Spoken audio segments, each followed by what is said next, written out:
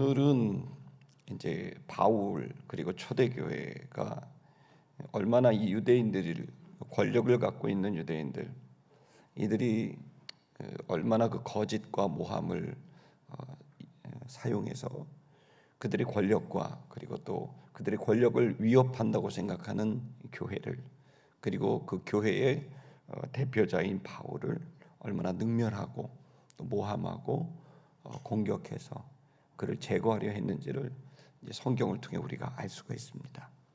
오늘 본문은 이제 총독 앞에서 재판을 벌이는 그 장면이고 그 과정 중에서 바울은 끊임없이 죄수의 신분이었지만 모함을 받은 그러나 그 속에서 계속해서 진실을 추구하고 이 어려운 여건 안에서도 주님을 믿고 최선을 다해 그 거짓과 맞서고 그리고 이 집단화된 유대 공동체 권력 집단과 당당하게 맞서는 그 모습을 우리 본문을 통해 볼 수 있습니다.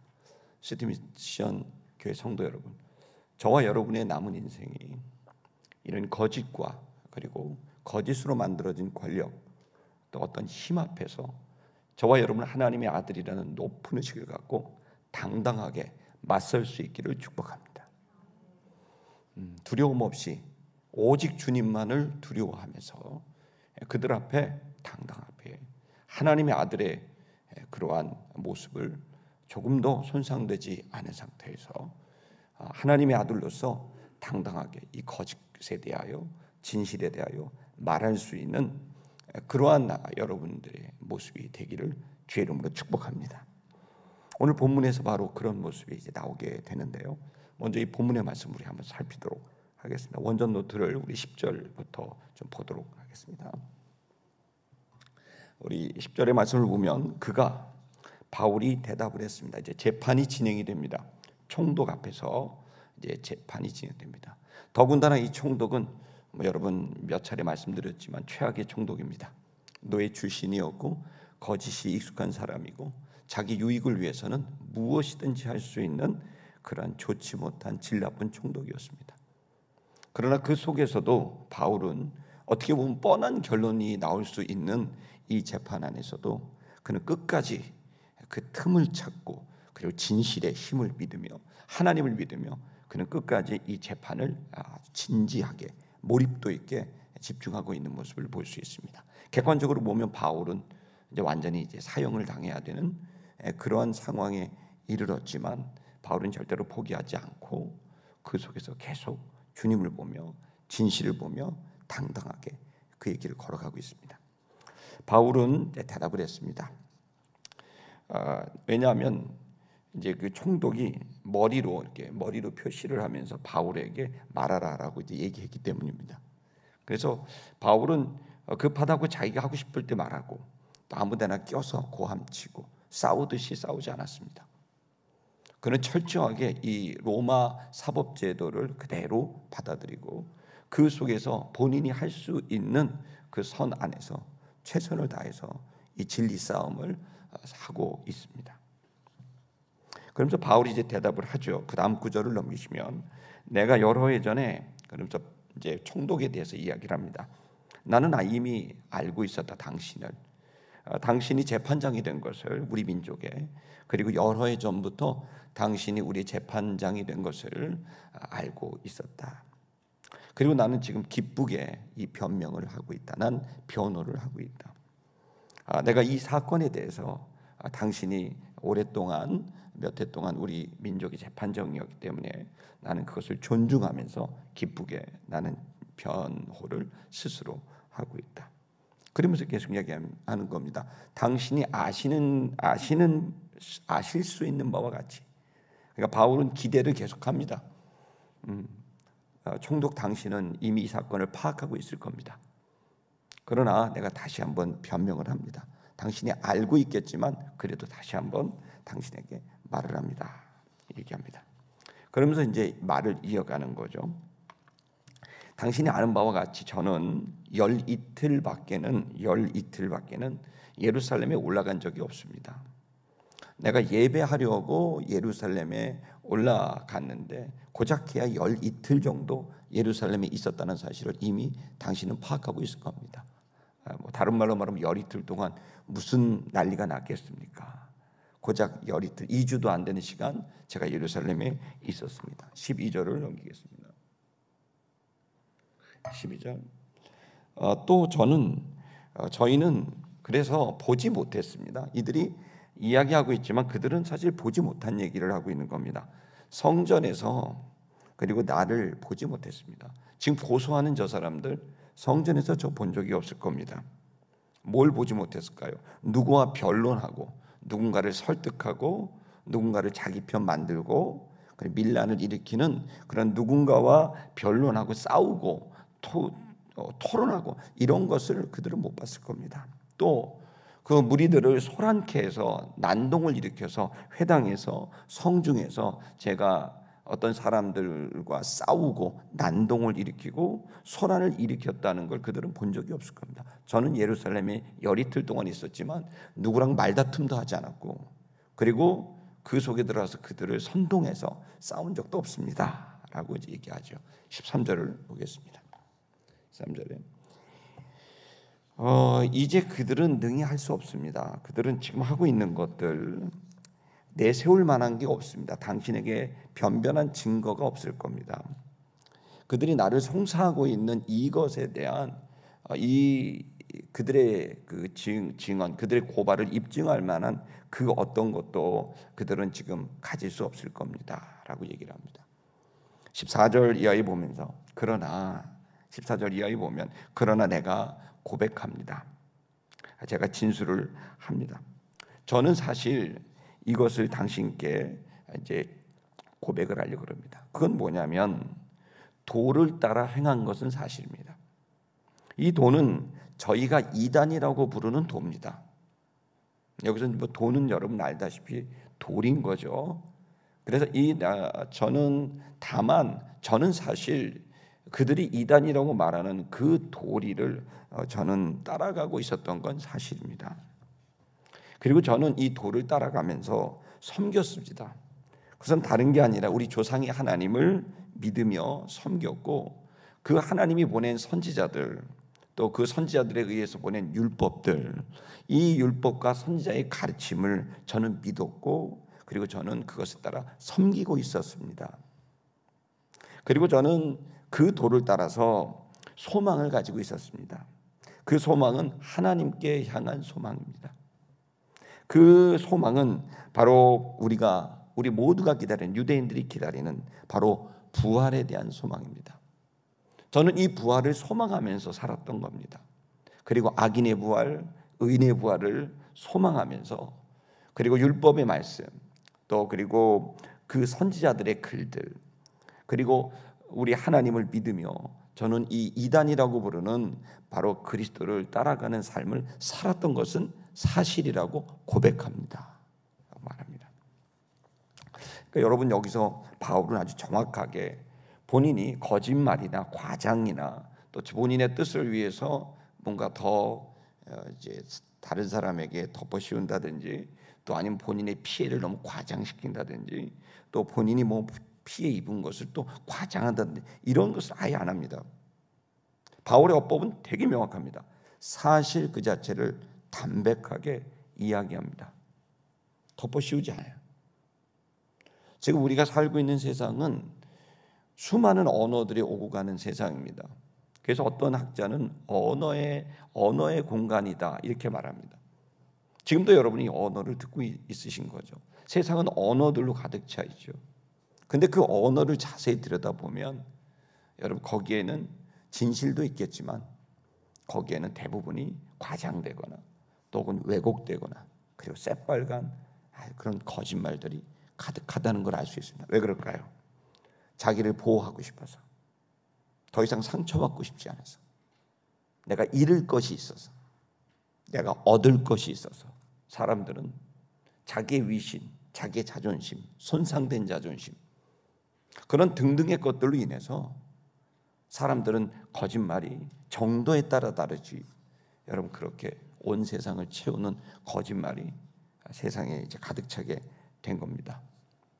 이럴 때 여러분 우리들은 오늘 본문의 말씀을 통해서도 알 수 있듯이 성도들은 세상의 풍조를 거절하고 우리는 세례받은 사람들입니다. 아멘. 우리는 세례받았고 세상과 이제 죽었고 이제는 그리스도에 대해서 살았습니다. 그러므로 우리가 더 과장할 필요도 없고 왜곡할 필요도 없고 더 우리 것을 주장할 필요도 없습니다. 있는 그대로 진실을 추구하고 사실을 추구하고 진리를 추구하는 그런 삶을 사셔도 아무런 문제가 되지 않습니다. 성도 여러분, 여러분에게 이 거짓에 대한 여러분 지나친 두려움에서 자유할 수 있기를 주의 이름으로 축복합니다. 바울은 이 거짓이 가지고 오는 폐해를 알고 있었지만 그것에 대해서 두려워하지는 않은 것으로 보입니다. 전혀 미동하지 않고 그는 진실을 따박따박 추구해 나갑니다.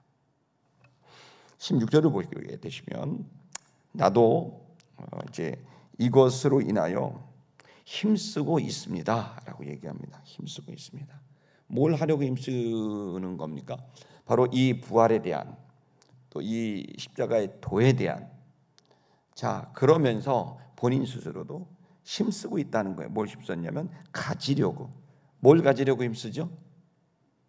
양심을 가지려고 힘썼다. 성도 여러분, 우리 예수 믿고 구원받습니다. 아멘입니까? 네. 저와 여러분들은 예수 믿고 구원받아요. 여러분 그것으로 끝나는 겁니까? 아닙니다. 예수님 믿고 구원받았으면 그 다음에 우리가 해야 될 일은 주님의 자녀답게 사는 겁니다. 주님의 자녀답게 사는 게 뭘까요? 그 마음을 새롭게 하는 겁니다. 그 마음을 새롭게 한다는 게 뭘까요? 첫 번째는 양심을 가지려고 힘쓰는 삶입니다. 양심은 모든 보편적인 사람들이 갖고 있는 일반적인 사람들이 갖고 있는 그런 보편적인 가치겠죠. 기준이겠죠.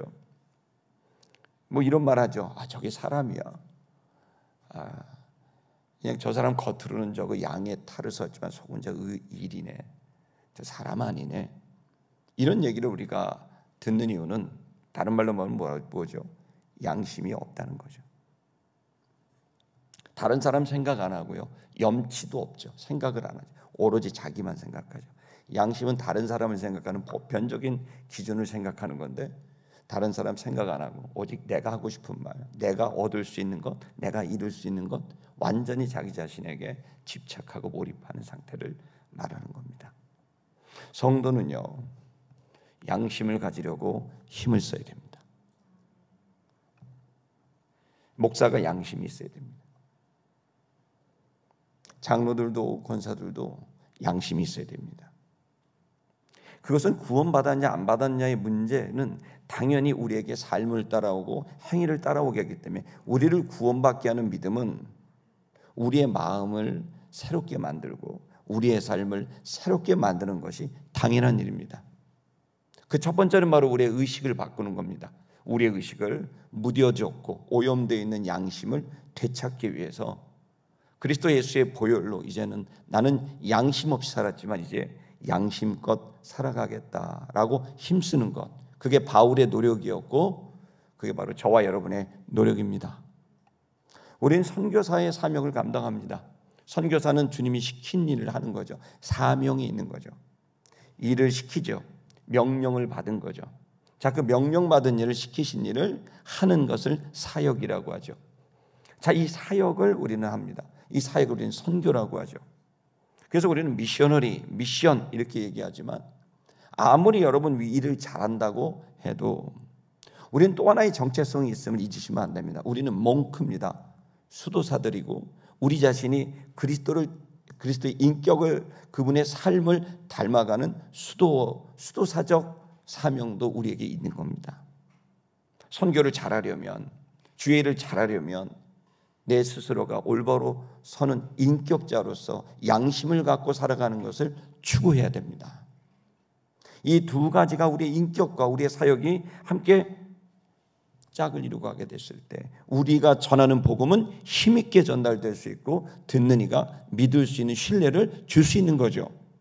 아무리 좋은 선교사적인 능력을 발휘하고 설교를 잘하고 또 전도를 잘하고 또 여러분 어떠한 프로젝트를 성공적으로 성과를 낸다고 해도 그 사람이 양심이 없는 사람이고 입만 열면 거짓말하고 여기서 이 말하고 저기서 다른 말하고 이런 사람이고 양심이 없다면, 자기 것만 챙기고 자기만 챙기고 하는 그런 사람이라면 그 사람이 하는 말 믿겠습니까? 저 같아도 안 믿을 것 같은데. 여러분, 그렇기 때문에 선교가 제대로 되려면 사실은 의외의 열쇠가 있는 거죠. 그건 말을 잘해서나 어떤 능력이 있어서 그 이전에 근본적인 능력이 필요합니다. 그건 바로 양심의 능력입니다.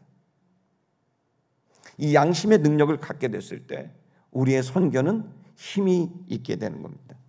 아무리 사람들을 즐겁게 말하고 또 아무리 사람들의 눈물을 흘리게 하고 사람들에게 열정을 다하게 하는 연설의 능력이 있고 또 사역에 사람들을 일으키고 하는 그런 실력이 있다고 해도 돈을 다룰 줄 알고 사람을 다룰 줄 알고 일을 다룰 줄 안다고 해도, 그러나 여러분, 그 사람에게 양심이 없다면 사람은 다 떠나갈 겁니다. 그리고 나중에는 외톨이가 되고 혼자 될 거예요. 그리고 자기가 쥐었던 것만 있겠죠. 그리고 쓸쓸히 우리는 이 역사의 하나님의 일에서 사라지게 되겠죠. 성도 여러분, 이 시간 우리는 경건의 성장, 그리고 개인 자기의 성장, 우리의 내면의 성장을 우리는 먼저 추구하는 겁니다. 우리의 신앙은 결국 성경을 읽는다는 것도 우리의 내면이 주님을 닮겠다는 거고, 우리가 기도하겠다는 것도 결국 우리의 이 말씀의 인격, 양심을 되찾겠다는 것이고, 우리가 결단하며 결심하는 것도 결국 우리는 그리스도를 닮는 삶을 결정하는 일 아니겠습니까? 그렇기 때문에 여러분, 지금 우리는 생각해야 됩니다. 이 바울의 노력, 그는 전 세계를 다니면서 복음을 전했던 사람이지만 그의 끝없는 투쟁은 바로 자기의 옛자아와의 투쟁이었고, 자기 안에 있는 자기의 이기성과의 싸움인 양심, 그 양심을 되찾고자 하는 싸움이었다는 것을 오늘 본문이 우리에게 명확히 보여주고 있습니다. 세트미션교회 성도 여러분, 우리 양심을 되찾기 위해, 양심껏 살기 위해 우리 힘쓰는 성도들이 되십시다. 자, 그렇게 그것은 바로 하나님 앞에서, 사람들 앞에서 항상 꺼리낌이 없게 하는 것이기 때문에, 자유롭기 때문에, 당당할 수 있기 때문에 양심을 가지려고 애를 쓰는 것은 대단한 효익이 있다. 여러분, 운동을 해야 되고 달리기를 해야 되고 시합을 해야 되는데 여러분 꽁꽁 묶여 있으면 어떻게 시합합니까? 여러분, 다 풀어놓고 꺼리낌이 없이 없는 상태가 됐을 때 마음껏 사역할 수 있고 말할 수 있는 거 아닙니까? 특별히 거짓과의 싸움에서는 더 그렇습니다. 거짓과의 싸움에서 이것은 거짓입니다, 이것은 참입니다라고 말하려면 반드시 양심에 의해서 그 거짓에 묶여있지 않는 자유가 있을 때 가능한 겁니다. 만약에 자기가 그 거짓에 조금이라도 묶여있고 관련이 되어 있고 그 똥물이 튀겨 있으면 거짓에 대해서 당당하게 말할 수가 없어요. 왜냐하면 그것을 말하면 곧 그 화살이 누구에게로 돌아오니까 자기에게로 돌아오기 때문에. 그래서 다 조용한 겁니다. 다 50보 100보기 때문에 말 못하는 겁니다. 이거 판도라의 상자가 열리는 거니까 그냥 묻고 가자, 이렇게 하는 겁니다. 그래서 여러분, 우리는 이 진리의 복음을 전하는 사람으로서 양심을 가지고 가는 것은 매우 중요한 능력이다. 여러분, 이 능력이 됐을 때 여러분은 자유인이 될 수 있습니다. 할렐루야. 17절의 말씀을 보겠습니다. 그러면서 계속 얘기합니다. 내가 여러 해 만에 이 민족을 구제할 재물을 가지고 왔다. 그러면서 바울이 얘기하죠. 여러 해 동안 전도를 하다가 이제 예루살렘 또 온 유대에 기근이 들어서 그 민족이 굶어 죽게 생기니까 아시아에 있는 교회 성도들에게 모금을 하고 그 구제할 돈을 가지고 이제 왔다, 이렇게 얘기를 하죠. 그러니까 양심이 있는 사람은요, 자기만 먹을 거 챙기지 않아요. 먹을 거 없는 다른 사람들 생각하고 자기 걸 나눠주죠. 바보 같아요. 여러분, 그러나 그것이 우리를 자유로 이끌어가는 것이고 우리의 사역을 힘있게 할 수 있게 하는 아주 중요한 능력이라는 걸 믿기를 축복합니다. 18절을 보면, 그러면서 아마도 그들이 저희는 드리는 중에 나를 보았을 겁니다. 그리고 내가 나를 봤을 텐데 나는 모임도 없고 소동도 없고 누구도 설득하지 않았고 성전에서 조용히 가지고 온 헌금을 드렸을 뿐입니다. 아마 그것을 보았을 것입니다. 하고 얘기를 하죠. 그런데 아시아로부터 온 유대인들이 있었습니다. 19절, 그들이 당신 앞에 와서 재판을 걸었을 겁니다. 그런데 만일 그들이 나를 반대할 사건이 있었다고 한다면, 만약에 그들의 말이 사실이고 그들의 송사, 그들의 고소가 사실에 맞는다고 한다면 20절, 그러면 이 사람들이 공의 앞에 내가 섰을 때 그들이 직접 말하게 하십시오. 그 고소한 사람들이 있다고 자꾸 주장한다면 조용하게 뒤로 얘기하지 말고 사람들 앞에서 그 사안을 공개적으로 말하게 하십시오 라고 얘기를 합니다. 그리고 그들이 무엇을 보았는지, 그리고 옳지 않은 것이 무엇이 있었는지 그들이 공개석상에서 말하게 하십시오 얘기합니다. 21절을 보면 여기서 아주 중요한 연설의 마지막을 합니다. 오직 있을 따름입니다. 나한테는 이게 있습니다. 한 소리가 있을 뿐입니다. 내가 저희들 앞에 서서 외치는 한 소리가 있습니다. 그것은 이것입니다. 바로 이것 때문입니다. 내가 죽은 자의 부활에 대하여 오늘 이 재판을 받고 있는 겁니다. 나는 범죄한 일이 있는 것도 아니고 나는 누구를 선동한 일이 있는 것도 아닙니다. 내가 이 재판을 받고 있는 한 가지 이유는 내가 죽은 자의 부활, 그 부활을 믿었기 때문에, 그걸 소망했기 때문에 이 재판이 여기까지 오게 되는 것입니다. 나는 객관적으로 그들이 말하는 대로 그러한 일을 한 적이 없고 사람을 선동하거나 소란을 일으켜 싸움을 일으킨 적이 전혀 없이 나는 오로지 바로 이 그리스도, 죽었다 부활한 이 도를 믿고 부활의 소망을 가졌기 때문에 저들이 지금 나를 이렇게 고소하고 있는 것입니다 라고 이제 외치게 되는 거죠. 이 재판은 계속 이어집니다. 그리고 이 재판은 계속 이어지면서 로마 황제까지 이 재판이 이제 이어지고 있는 것을 여러분 이제 아실 겁니다. 여러분, 지금 우리는 이 바울이 당한 이 일은, 여러분 혹시 재판 받아보셨나요? 받아보신 분이 있습니까? 재판장이? 저는 뭐 없습니다. 저는 뭐 전과가 없습니다. 할렐루야. 뭐 전과 있어도 뭐 다 지도자 될 수 있는 세상이 됐습니다. 근데 저는 교단에서 재판을 받은 적이 있습니다. 카페를 했다는 이유로. 38살에 제가 그래서 한번 올라가서 재판을 받은 적이 있고, 5년 전에 서리 집사가 총장이 되는 것에 대해서 그 학교 총장이 될 수 없다는 글을 적었는데 그것 때문에 재판을 또 받은 적이 있습니다. 박사, 독일의 덕터는 이제 제도가 있는데 본인이 덕터라고 했지만은 사실은 학위가 없는 분인데 덕터라고 해서 제가 그 부분을 직접 다 확인하고 이분의 학력은 위조됐다.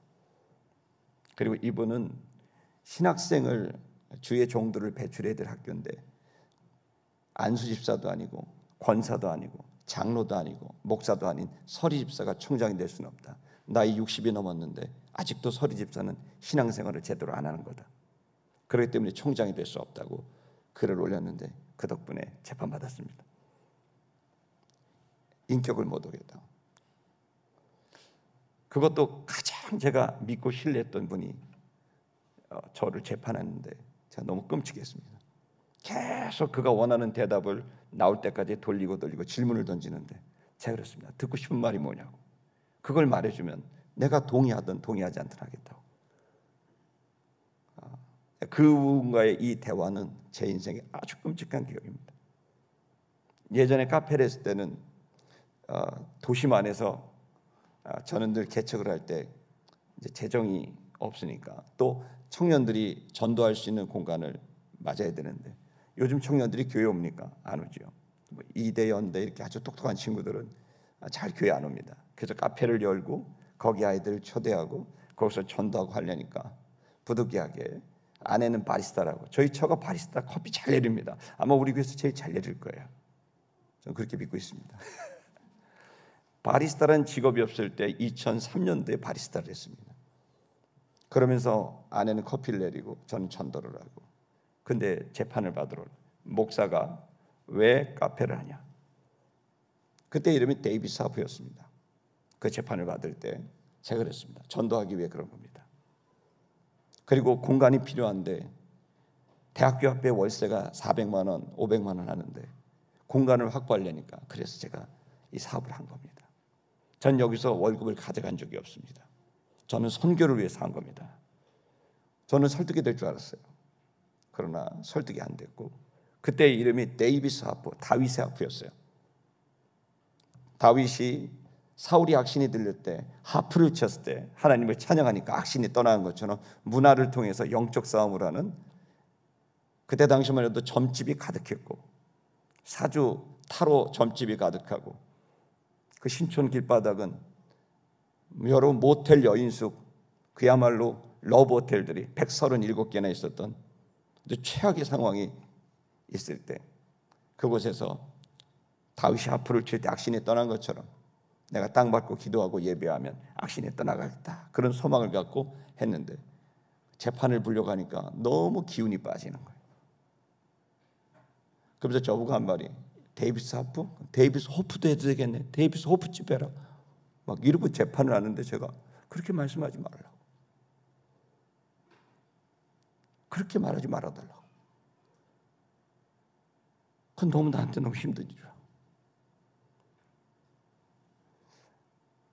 사실 우리는 정도에 따르지만 오해와 또 어려움을 당할 수 있습니다. 그리고 우리는 이 세상은 수많은 언어들이 가득 차 있지만 그 중에 가장 끔찍한 것은 거짓의 언어입니다. 왜냐하면 그 당사자는, 그 모욕과 거짓의 언어는 그 당사자에게는 죽음 같은 고통을 경험하게 하기 때문입니다. 조롱의 말, 거짓의 말, 모함의 말, 그것으로 나는 뭘 얻을 수 있을지 몰라도 당사자는 평생 씻지 못할 상처가 될 수도 있습니다. 그래서 우리는 말을 주의해야 하고, 이 말은 우리의 사역을 부흥하게 하고 새롭게 할 수도 있지만 이 말은 자칫 잘못하면 과장되고 왜곡되고 거짓되고 모함되는 이런 말은 우리의, 정말 우리가 전해질 예수 그리스도, 이 복음의 가치를 땅바닥에 떨어뜨리고 우리 공동체를 깨버리게 만들어서 하나님이 일할 수 없는 공동체가 되게 한다는 걸 명심하셔야 됩니다.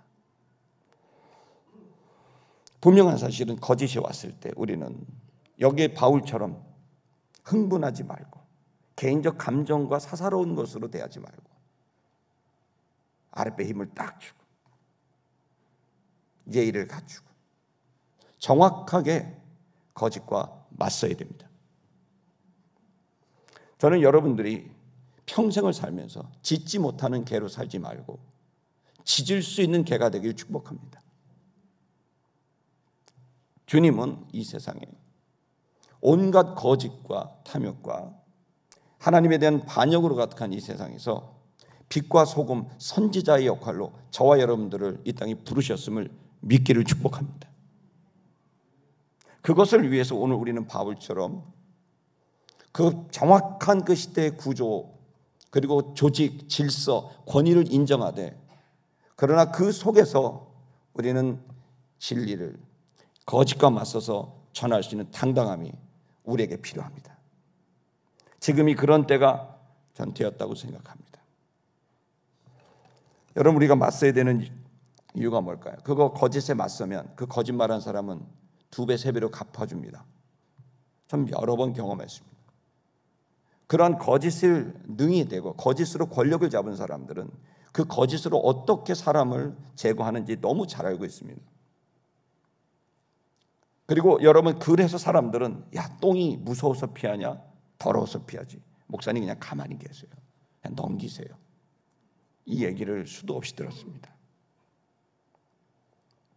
그러나 우리가 맞서야 되는 이유는 나의 억울함을 풀거나 그 사람을 설득하기 위해서 말하라는 말이 아닙니다. 이것은 절대적인 것은 아니지만 이 세상의 구조상 거짓에 능한데 권력을 잡은 사람은 개선의 여지가 거의 없습니다. 어린아이도 거짓을 바로잡는 일은 엄청난 부모의 노력이 필요합니다. 그러나 권력을 잡은 권력자인데 이 사람이 거짓을 썼다, 이 사람은 개선의 여지가 거의 없다고 보셔도 과언이 아닙니다. 그러면 뭐 하려고 맞서냐? 싸움밖에 더 되냐? 늘 그겁니다. 왜 맞서야 될까요? 그 이유는 한 가지입니다. 이 모든 거짓과 진실의 싸움에 관객이 있고 청자가 있다는 겁니다. 내가 거짓에 맞서지 않는다면 거짓은 진실이 됩니다. 그리고 청자는, 그 관객은 그걸 보고 다 받아들일 수밖에 없습니다. 또 하나는 내가 거짓에 대해서, 이 거짓된 권력과 잘못에 대해서 가만히 있는다면, 그렇다면 이제 누구도 말하지 않을 겁니다. 그럼 거짓과 권력과 그 악한 힘은 세상을 완전히 압도할 겁니다. 물론 온 세상은 타락해서, 완전히 타락해서 주님이 다시 오시는 그 종말의 시대, 그 재림의 때가 오는 것은 사실입니다. 그러나 여러분, 그것은 주님의 몫입니다. 우리의 몫은 내일 당장 지구의 심판이 오고 주님이 재림한다고 해도 오늘 우리는 빛과 소금의 역할을 감당해야 됩니다. 그러므로 여러분, 우리들은 이 탈진실의 시대, 어떤 분이 그 책을 보니까 탈진실의 시대라고 그러더라고요. 이것은 집단의 힘이 그 속에 들어가 있습니다. 그리고 이 진실을 넘어서 이제는 유익의 시대입니다. 내가 어떤 내가 어떤 피해를 보느냐, 내가 무엇을 얻느냐, 여기에 초점을 맞춰서 진실은 이제 더 이상 중요한 게 아닙니다. 오로지 중요한 것은 내가 얻을 수 있는 것과 내가 이룰 수 있는 것, 이것이 중요하다고 생각하는 시대입니다. 그래서 사람들을 조종하고 세를 규합하고, 뻔히 아는 일이지만 거짓으로, 왜곡으로, 과장해서 사람들의 마음을 움직이고 본인들이 원하는 걸 꼭 이루려고 하는 집단적인 움직임이 탈진실의 시대에 일어나는 대표적인 현상입니다. 그것은 누군가의 의도된 합리화, 그것은 조작된 합리화가 그 속에 담겨져 있는 겁니다.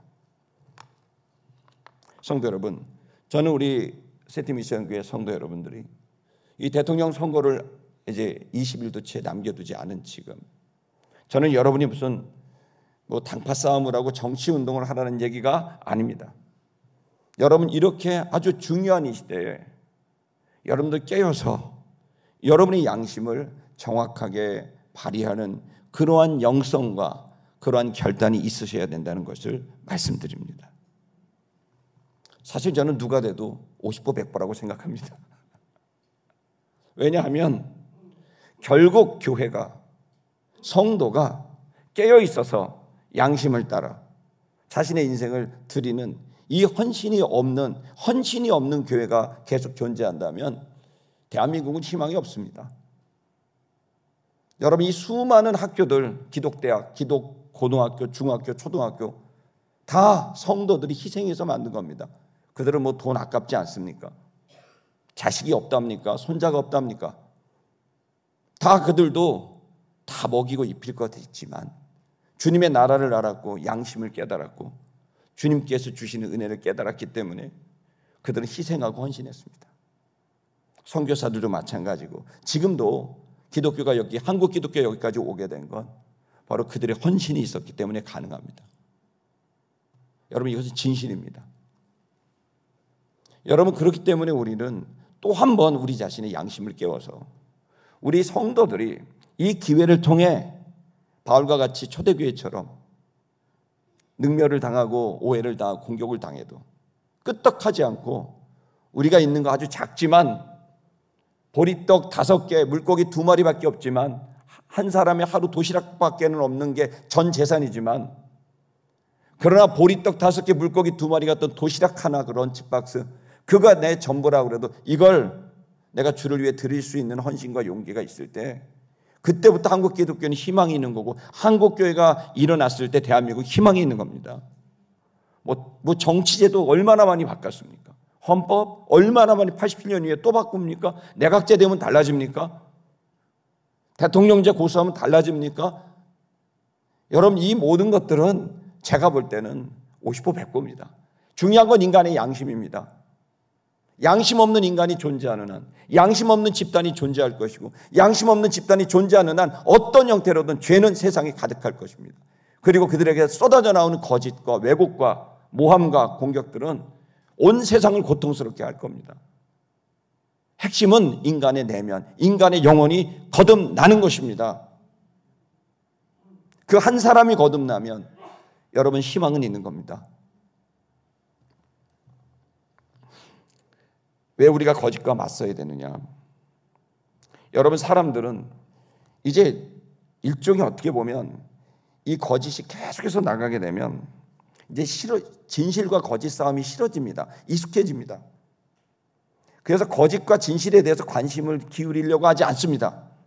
의도적으로 설명하지 않고 의도적으로 끝까지 거짓말합니다. 왠지 아세요? 그러면 나중에 거짓에 대해서 관심이 없으니까.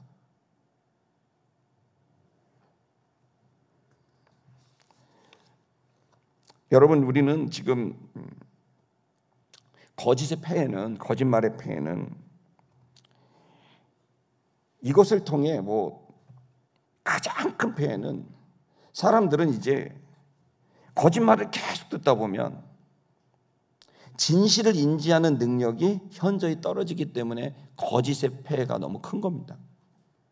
기독교처럼 진실을 추구하고 진리를 추구하는 집단은 더 이상 효용이 없어요. 왜? 사람들은 진실을 별로 생각 안 해요. 제가 막 대화를 나누다 보면 교수님들이 얼마나 공부를 많이 했습니까? PhD 받고 세계적인 대학교 유학하고 오시고 이런 분들하고 대화를 나누다 보면 이분들이 이런 얘기를 해요. 목사님, 진실 거짓이 뭐 중요합니까? 여러분, 짐승도 거짓말합니다. 거기 보십시오. 사막에 가면 독사가 있는데 거짓말 피웁니다. 혓바닥이 마치 에볼라인 것처럼 이러고 있다가 새가 그거 먹으러 오면 확 독사가 집어먹어서 자연도 다, 하나님이 지으신 자연도 다 거짓말하면서 생존하는데요. 인간이 안 하겠습니까? 막 나한테 그러는 거예요. 그래서 제가 눈빛이 달라졌어요. 다시 말해보라고. 만약에 당신이 그 새라면 그걸 말이라고 하냐고. 당신이 만약에 그 새라면, 성실한 새라면, 먹여야 될 새끼 새가 있는 어미 새라면 당신이 그렇게 말할 수 있냐? 그게 어떻게 지성이나 할 말이냐? 여러분, 거짓의 폐해는 너무 심각한 겁니다. 그것으로 누군가는 인생이 끝나고 한 가족이 끝납니다. 그걸 아무렇지 않게 여기는 사회, 그게 타락한 세상입니다. 그래서 교회가 있는 거고, 그래서 성도가 있는 겁니다.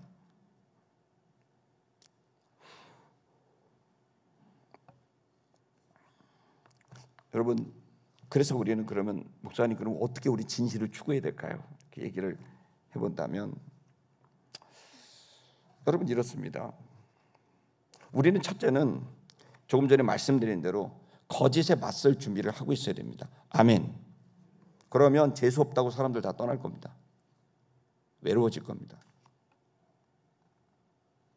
잘난 척한다고 온갖 모함이 떠돌 겁니다. 제가 교단과 관련된 재판을 2번 받으면서 2003년에 한 번 받고 2021년, 20년에 한 번 받고, 그걸 받으면서 물론 다 무죄입니다. 하지만 누군가 상소를 하고 고발을 하니까 제가 받을 수밖에 없었는데, 근데 그게 그걸로 끝나는 게 아닙니다. 저는 교단에서 완전 꼴통 강성으로 통합니다. 내일부터 104차 예수교회 대한성교회 총회를 합니다. 119차 연체대회를 합니다. 저하고 같이 안 다니려고 그럽니다. 할렐루야. 근데 그건 저는 괜찮습니다. 친구 없으면 어떻습니까? 친구가 없으면 어떻습니까? 친구가 없어도 차라리 친구가 없는 게 낫지. 여러분, 제가 그것을 몰랐다면 모르겠지만 알았다면, 그럼 우리가 계속 거짓에 맞서야 될까요? 바울은 어떻게 했을까요? 바울을 자세히 살펴보십시오. 바울은 본인이 말해야 될 것과 침묵해야 될 것을 딱 규정하고 있습니다. 거짓에 맞서는 방법은 2가지입니다. 하나는 직접 거짓을 밝혀 참을 말하는 것이고, 2번째는 침묵해야 될 때 침묵하는 겁니다. 여러분, 저는 예전에 대학에서 그 교육 철학을 이제 강의한 적이 있는데, 그때 교육 철학 강의할 때 이제 거기 되게 유명한 사람이 루소라고 나옵니다. 루소 여러분 기억나십니까? 예. 루소는 진실에 목숨을 걸어라라는 슬로건으로 그런 진실을 추구하는 교육을 아주 강조했던 사람입니다. 그 루소가 그 교육을 할 때 보다 더 좋게 교육을 하기 위해서 소설을 하나 만들죠. 그 소설이 교과서입니다. 어떤 사람은 논문을 만들지만 루소는 소설을 만들었습니다. 그건 바로 에밀이라는 소설입니다. 에밀 한번 꼭 읽어보시면 좋습니다. 거기에는 자연주의 교육, 또 뭐 학생 중심의 교육, 당시로서는 아주 혁신적인 교육 개념을 그 안에 집어넣은 거예요. 근데 루소 그러면 여러분 뭐 우리 인터넷 쳐보시면 금방 다 나올 정도로 아주 대단한 교육 철학자고, 그 교육 철학자에 의해서 오늘날 교육에 상당한 영향을 주고, 오늘같이 사교육이 막 이렇게 난리치는 시대에서는 이 루소의 외침은 아주 강력한 메시지예요. 자, 그런데 여러분, 이 루소가 이제 에밀이라는 책을 통해서 이 아이가 0세서부터 26살까지 살아온 과정을 쭉 이제 얘기를, 그 교육의 얘기를 담아서 소설화 만든 그런 책이고, 그걸 읽으면 뭐 오늘날에는 와닿지 않는 부분도 있지만 당시의 입장을 보면 굉장히 혁신적인 도전이다 이런 생각을 갖고 대단하게 치는 거죠. 근데 여러분, 이 루소가 본인이 주장한 진실에 나는 목숨을 걸며 산다라고 하는 이 주장은 그에게는 그를 루소를 루소되게 만들었던 굉장히 중요한 신념이고 외침인데, 근데 여러분 정작 루소는 어떻게 살았죠? 그는 자기가 묵었던 여인 속의 여인과 바람을 피고 그 여인에 의해서 5명이 자식을 낳습니다.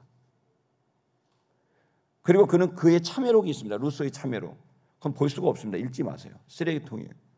루소가 얼마나 자기 자신을 진실을 추구한답시고, 그 5명의 아이들도 그 책을 읽었을 텐데 자신의 아버지와 자신의 출생, 자신들의 아버지가 어떻고 자기 어머니가 어땠고, 여인숙을 하면서 그의 어머니는 수도 없이 많은 남자들의 잠자리를 줬던 여인숙을 운영하는 창녀와 같은 자였고, 루소는 그 여자에게서 5명의 아이를 낳는데 그 아이에 대해서 뭐라고 하는지 아십니까? 낳자마자 다 고아원에 버렸습니다.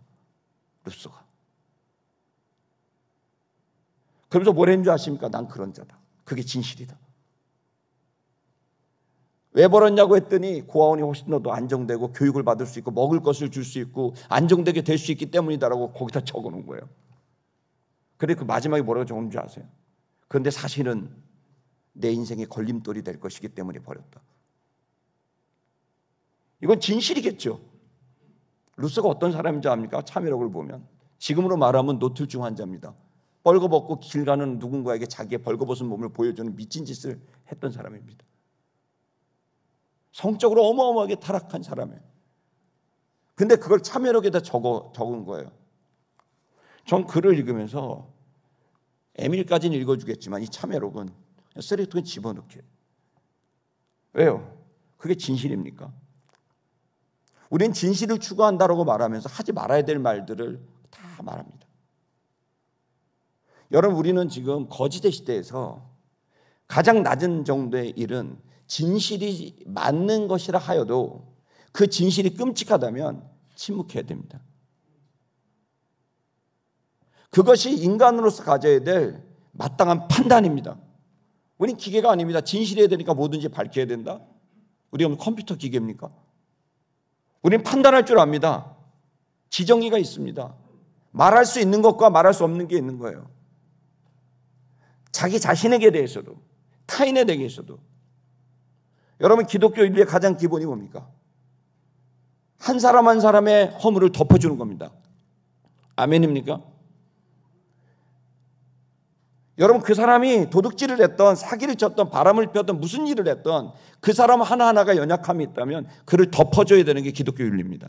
근데 다만 덮어주다가 이 사람이 그걸 계속함으로 어떤 누군가가 피해를 입고 그것 때문에 고통을 당한다면, 그러면 직접 그를 찾아가서 그 일을 멈추라고 아주 절제된 언어와 단호한 뜻을 전달하면서 피해받는 사람이 더 없도록 우리는 용기를 내야 되는 게 기독교 윤리입니다.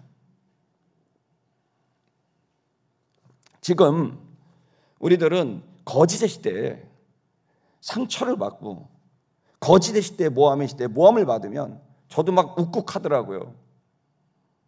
나도 막 들이받고 싶더라고요. 목사님 그렇게 말씀하셨어요? 그 진실을 막 비꼬고 싶고 비아냥대고 싶고 들이받고 싶고. 그러나 그것은 여기 나와 있는 바울도 그렇게 하지 않았고 예수님도 그러하지 않았고 진실과 진리를 가진 사람이 합당한 태도가 아닙니다. 진실이 끔찍하다면 말하지 말아야 됩니다. 그리고 그것을 다 덮어주고 그 사람이 마지막 단계까지 개선의 여지를 줄 수 있도록 그에게 기회를 주고 그가 돌아올 수 있는 길을 열어줘야 됩니다. 쥐도 도망갈 길을 열어놓고 쫓아가야 됩니다. 몰아야 됩니다. 하물며 사람은 도망갈 길을 열어주고 진실과 거짓을 토론해야지. 도망갈 길을 다 막아놓고 넌 도둑놈이고 너는 사기꾼이고 나는 진실한 사람이야 라는 이런 태도는 맞지 않습니다. 그러면 여러분, 탈진실의 시대, 우리는 거짓에 맞서야 되는 것, 그리고 그것이 대단히 절제되어 있는 힘으로 행해져야 된다는 것. 그리고 우리 안에 욱욱 올라와도 그것이 진실이어도 여러분, 우리는 개가 아닙니다. 우린 사람입니다. 우리는 하나님의 아들입니다. 높은 의식을 갖고 정확하게 처리할 수 있는 여러분 그런 모습이 우리에게 필요합니다. 세 번째, 우리는 어떻게 해야 될까요? 그렇게 우리에게는 바른 신념이 필요합니다. 사람은 신념에 따라 가야 됩니다. 그 인생관이 있고 가치관이 있고 철학이 있어야 됩니다. 이걸 이제 정언 명령이라고 해서 이제 옛날에는 이런 표현을 쓰는데 요즘 안 쓰는 표현이에요. 옛날에 임마누엘 칸트 책을 보면 정언 명령이라 그래서 순수 이성에 대한 그 내용을 보면 그 내용이 핵심적인 내용인데, 그게 뭐냐면은 정언 명령은 인간은 내면의 소리가 있다는 거예요. 순수 이성의 소리, 양심의 소리겠죠. 그걸 신앙으로 말하면 하나님의 소리겠죠. 자, 정언 명령은 뭐냐면 나는 이제 세상의 소리, 거짓, 참 이런 걸 쫓아가는 게 아니다. 나는 신의 소리를 쫓아가겠다. 난 순수 이성, 내가 지금 타락하고 오염되어 있는 지금의 이성이 아닌, 내가 엄마 앞에 있을 때, 내가 아빠 앞에 있을 때 벌거벗어도 창피하지 않았던 그 유아 영아 시절의 그 순수 이성으로 나를 들어가서 내가 최대한 순수성을 유지하면서, 그리고 그 앞에서 그 순수한 가운데 들려지는 양심의 소리, 그 순수한 가운데 들려지고 있는 주님의 소리를 듣고 정언 명령, 이 옳은 소리를, 이 말씀을 나는 순종하며 살아가야 되겠다라는 이 철학관을 결정하셔야 돼요. 그렇게 하지 않으면 정언 명령을 하는 게 아니라 현상에 따라, 유익에 따라 말 바꾸기를 막 한 겁니다. 멀쩡한 사람 완전히 날려버립니다. 인생을 아무도 찾아오지 않는 사람으로 완전히 사람을 죽여버립니다. 거짓은, 매도는, 모함은 무서운 일입니다. 그러므로 성도 여러분, 죄 지으면 안 됩니다. 이 언어로 가득하 있는 세상에서 여러분은 공기청정기와 같은 언어를 쓰셔야 됩니다. 공기청정기 저기 있습니다. 여러분, 이 교회가 이렇게 카페트도 있고 커튼도 있고 이런데 공기가 괜찮지 않아요? 괜찮다고 말해 주셔야 됩니다. 괜찮지 않으십니까? 설교 녹음되니까요, 여러분. 괜찮다고 믿습니다. 왜 그럴까요? 여러분 이산화탄소를 계속 내뿜습니다. 여러분 지금 먼지를 갖고 오신 겁니다. 자, 그런데 어떻게 여기 이렇게 맑을까요? 저 뒤에 보시면 새카만 공기청정기가 2대가 있습니다. 세계에서 제일 좋은 공기청정기입니다. 여러분 그렇게 봐도 미국의 병원에 가면 그 사람이 못 들어가게 하는 그 병실을 뭐라 그러죠? 중환자실에서 거의 유일하게 인정한 그 공기청정기입니다. 생김은 박스처럼 생겼지만 저게 세계에서 제일 좋은 공기청정기입니다. 한 대가 엄청나게 비쌉니다. 직수입한 겁니다. 8대를. 자 보십시오. 그러니까 이게 몇 년 동안 유지가 되는 겁니다. 자, 그런데 여러분 생각해 보세요. 온 세상에 거짓과 모함과 과장과 왜곡과 이런 언어들이 가득할 때 이 언어는 어디를 가야 됩니까? 바로 성도들이 다 먹어치워야 됩니다.